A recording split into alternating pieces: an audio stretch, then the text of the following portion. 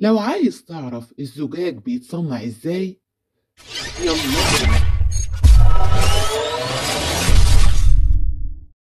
يصنع الزجاج من خلال تسخين مزيج من الرمل ومواد أخرى مثل كربونات الصوديوم وأكسيد الكالسيوم إلى درجات حرارة عالية جدا، تصل إلى حوالي 1700 درجة مئوية.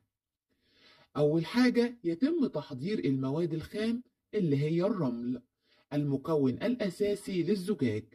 كربونات الصوديوم تقلل من درجة انصهار الرمل لتسهيل العملية.